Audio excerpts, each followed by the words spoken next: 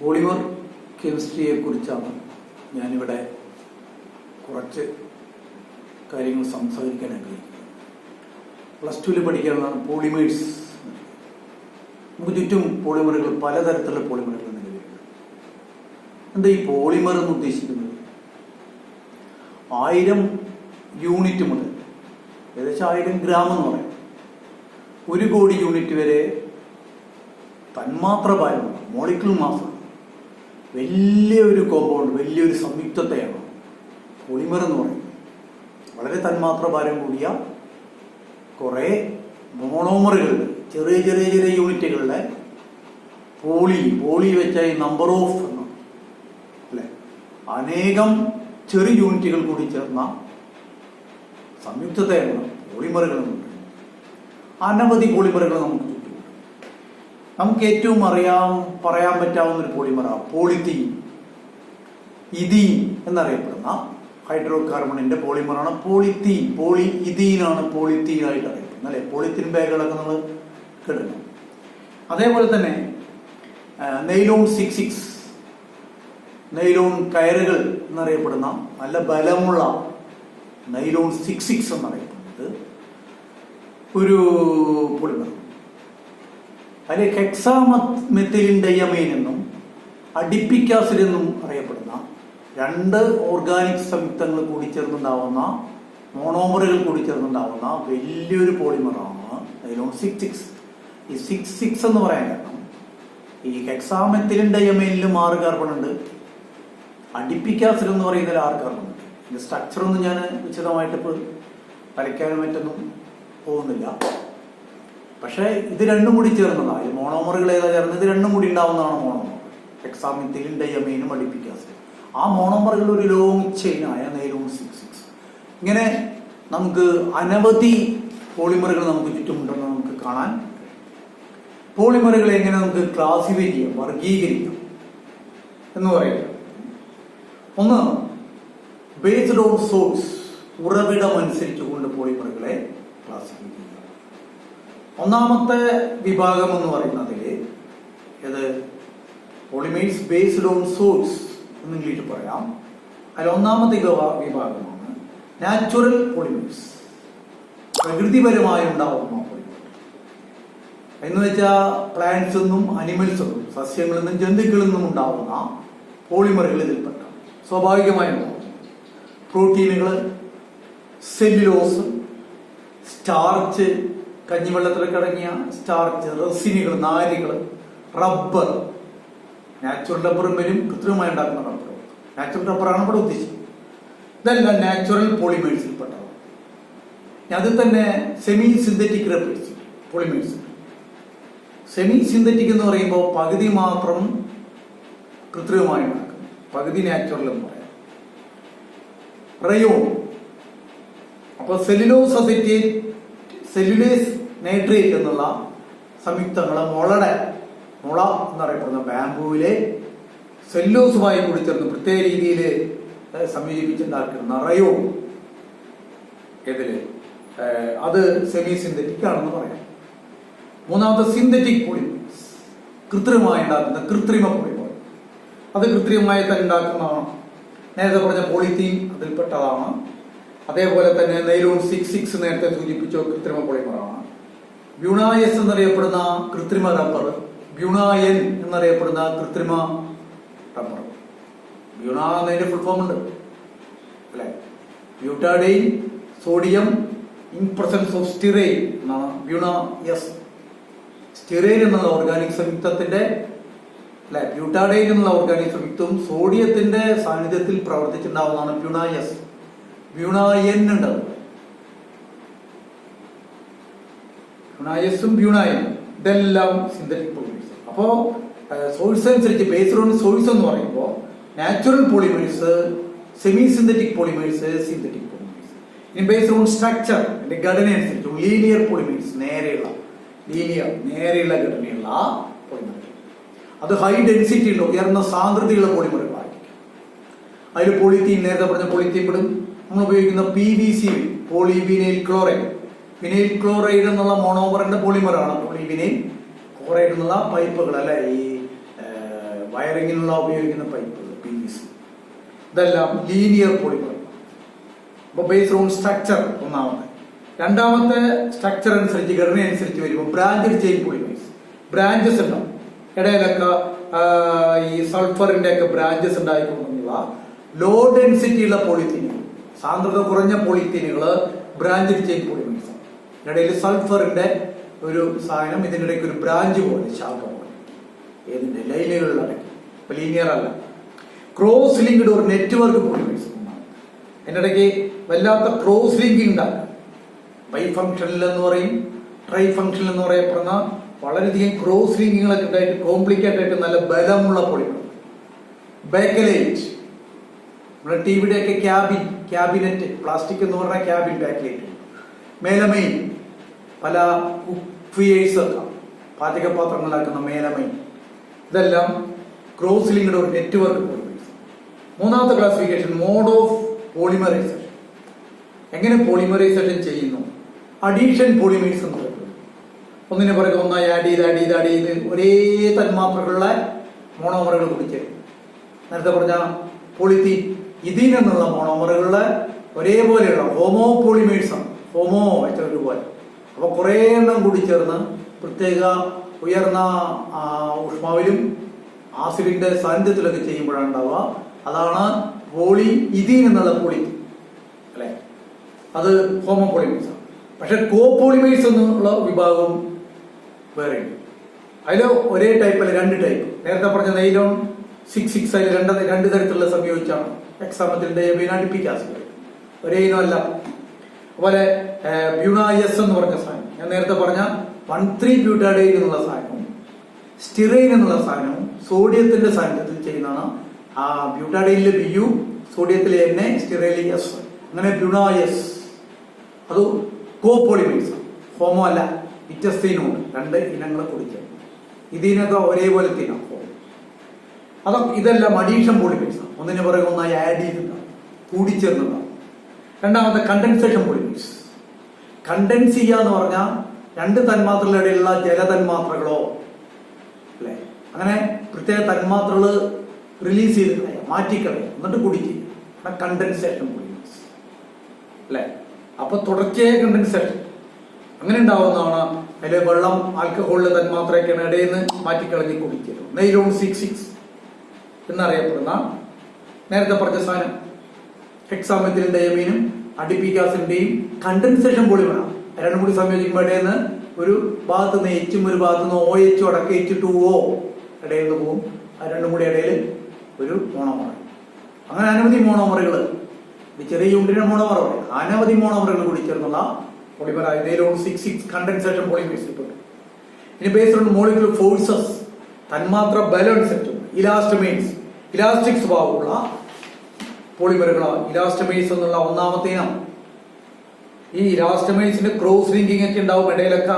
ബ്യൂണായൻ, neoprene, ബ്യൂണായസ് ഒക്കെ ഇതിലാണ്, ഇതിൽപ്പെട്ടാണ് ഇലാസ്റ്റമേഴ്സ് പെട്ടാണ്. Elastic സ്വഭാവമുള്ളതാണ്. Peak force ആയിരിക്കും ഇലാസ്റ്റിക് സ്വഭാവം, വലിച്ചിങ്ങനെ വലിച്ചുവിടാൻ. എന്നാൽ ഫൈബേഴ്സ്, നാരുകൾ പോലുള്ള, അതിന് നല്ല ബലം ഉണ്ടാവും. പക്ഷെ നാരുകൾ പോലുള്ള അല്ലെ. അതില് ടെർലിൻ, നമ്മുടെ തുണിത്തരങ്ങളിലാകുന്ന ടെർലിൻ ഒക്കെ ഫൈബേഴ്സ്, നാരുകളുടെ ടൈപ്പുള്ള പോളിമറാണ്. തെർമോപ്ലാസ്റ്റിക് പോളിമേഴ്സ് ഉണ്ട് അല്ലെ. അത് തുടർച്ചയായിട്ട് ഹീറ്റ് ചെയ്യുമ്പോൾ സോഫ്റ്റ് ആവും, മൃദുവാവും. തണുപ്പിക്കുമ്പോൾ, കൂൾ ചെയ്യുമ്പോൾ ഹാർഡാവും, ദൃഢവും. Softening on heating and hardening on cooling. ചൂടാക്കുമ്പോൾ മൃദുവാവുകയും തണുപ്പിക്കുമ്പോൾ ദൃഢമാവുകയും ചെയ്തു. പലതവണ ആവർത്തിക്കാം. അതാണ് വീട്ടിൽ വന്ന് എടുക്കാൻ വരുന്നതൊക്കെ തെർമോപ്ലാസ്റ്റിക് ആണ്. പഴയ പ്ലാസ്റ്റിക് എടുക്കുന്ന അവർ വീണ്ടും വേറെ ബക്കറ്റിനെ വേറെ വല്ല സാധനം മറ്റും അങ്ങനെ മാറ്റിക്കൊണ്ടിരിക്കും. തെർമോസെറ്റിംഗ് പോളിമേഴ്സ് ഉണ്ട്. അത് ഒറ്റ തവണ ചൂടാക്കിയാൽ മൃദുവാകുകയും തണുപ്പിച്ചാൽ സ്ഥിരമായി ദൃഢമായി ഒന്നും ചെയ്യാൻ പറ്റും. പെർമനന്റ് ഹാർഡനിങ് ആണ് കൂൾ ചെയ്യുന്നത്. Softening on heating but permanently hardened on cooling ആണ് തെർമോസെറ്റിംഗ് പോളിമേഴ്സ് അല്ലെ. അയൂറിയ, ഫോർമാൽഡിഹൈഡ്, ബാക്കലൈറ്റ് ഒക്കെ തെർമോസെറ്റിംഗ് പോളിമേഴ്സ് ആണ്. തെർമോപ്ലാസ്റ്റിക് പോളിമേഴ്സിൽപ്പെട്ട പോളിത്തീൻ, പോളിസ്റ്റൈറീൻ ഒക്കെ പെടും. അപ്പൊ ഇത് 4 ക്ലാസിഫൈ ചെയ്യുന്നു. മോളിക്കുലർ ഫോഴ്സസ്, തന്മാത്ര ബലം അനുസരിച്ചുകൊണ്ട് ഇലാസ്റ്റമേഴ്സ്, ഫൈബേഴ്സ്, തെർമോപ്ലാസ്റ്റിക്കുകൾ, തെർമോസെറ്റിക് പോളിമേഴ്സ്. ഇനി ഗ്രോത്ത് അനുസരിച്ചുകൊണ്ട് സ്റ്റെപ്പ് ഗ്രോത്ത് കുറച്ചായി വളരുന്നുണ്ടാവും.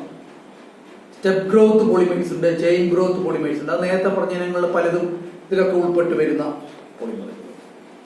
ഇനി ഇതിലൊക്കെ ഏറ്റവും പ്രധാനപ്പെട്ട പോളിമറുകളിൽ ഒന്ന് നേരത്തെ പറഞ്ഞ പോളിത്തീനാണ്. പല കാര്യങ്ങൾക്ക് പോളിത്തീൻ നമ്മൾ ഉപയോഗിക്കാറുണ്ട്. നമുക്കറിയാം, പോളിത്തീൻ പാക്കറ്റുകൾ, ഇലക്ട്രിക് ക്യാരിങ് വയേഴ്സ്, അല്ലെ, പല ബോട്ടിൽ, എക്സ്ക്യൂസ് ബോട്ടിൽസ്, കളിപ്പാട്ടങ്ങളൊക്കെ പോളിത്തീൻ ആണ്. ഹൈ ഡെൻസിറ്റി പോളിത്തീൻ ഉണ്ട്, ലോ ഡെൻസിറ്റി പോളിത്തീൻ. നേരത്തെ പറഞ്ഞ low density polythene. High density polythene കൊണ്ടാണ് പ്ലാസ്റ്റിക് ബക്കറ്റുകൾ എന്ന് പറയുന്ന സാധനം, ടെസ്റ്റ് ബിന്നുകൾ, വലിയ വലിയ ബോട്ടിലുകൾ, പൈപ്പുകൾ, അതൊക്കെ ഹൈ ഡെൻസിറ്റി പോളിത്തീൻ. അത് വലിയ പ്രശ്നമുള്ളതാണ്. അപ്പൊ പ്രകൃതിക്ക് ദോഷകരമായി എന്ന് പറയുന്നത് ഏതാണ് സത്യത്തിൽ? ഏത് പ്ലാസ്റ്റിക്കാണ്? തെർമോസെറ്റിക് പോളിമേഴ്സ്. കാരണം നമ്മൾ പ്ലാസ്റ്റിക് എന്ന് പറയണം. പ്ലാസ്റ്റിക് പോളിമറിൽ ഒരു ഭാഗമുള്ളൂ, പ്ലാസ്റ്റിക് പറഞ്ഞൊരു ഇല്ല. ഇനി പോളി ടെട്രാഫ്ലൂറോഇഥിലിൻ എന്ന് പറയപ്പെടും, അല്ലെങ്കിൽ ടെട്രാഫ്ലൂറോഇഥീൻ എന്ന് പറയപ്പെടുന്നത് അതിന്റെ പോളിമറാണ് പോളി ടെട്രാഫ്ലൂറോഇഥിലിൻ, PTFE. ടെഫ്ലോൺ എന്നുള്ള പേരിലാണ്. അത് ഒട്ടിപ്പിടിക്കാത്ത പാചകപാത്രങ്ങൾ, നോൺ സ്റ്റിക് കുക്ക് വെയിൽസ് ഒക്കെ നിർമ്മിക്കുന്ന ടെഫ്ലോൺ കൊണ്ടാണ് PTFE, poly tetrafluoroethylene. Poly acrylonitrate, PAN, സിൻഡെക്സ് ഡോറൊക്കെ കേട്ടില്ലേ? ഇതൊക്കെ പാനാണ്. അക്രിലോനൈട്രേറ്റ് എന്ന് പറയപ്പെടുന്ന ഓർഗാനിക് കോമ്പൗണ്ടിന്റെ പോളിമറാണ് പോളി അക്രിലോനൈട്രേറ്റ്. അപ്പോ ഇങ്ങനെ പോളിത്തീൻ പ്രധാനപ്പെട്ട ഇങ്ങനെ പല തരത്തിലുണ്ട്, അല്ലെ? അതില് തന്നെ നൈലോൺ 6 നമ്മൾ നേരത്തെ പറഞ്ഞു, വേറെ പോളി അമൈഡുകൾ പെട്ടെന്ന് പറഞ്ഞു. നൈലോൺ 6 ഉണ്ട്. പെട്രോളിയം ശുദ്ധീകരിക്കുമ്പോൾ കിട്ടുന്ന കാപ്രോലാക്ടം എന്നുണ്ടാക്കുന്ന കാപ്രോലാക്ടം മോണോമർ ആയിട്ടുള്ള ഉയർന്ന ഊഷ്മാവില് പ്രത്യേക രീതിയിൽ സംയോജിപ്പിച്ചുണ്ടാക്കുന്നതാണ് നൈലോൺ 6. 6 കാർബൺ തന്മാത്രകളുള്ള നൈലോൺ 6 കാപ്രോലാക്ടത്തിൽ നിന്നാണ്, പെട്രോളിയത്തിൽ നിന്ന് കിട്ടുന്ന പെട്രോ കെമിക്കലായ കാപ്രോലാക്ടത്തിൽ നിന്നാണ് നൈലോൺ 6 ഉണ്ടാക്കുന്നത്.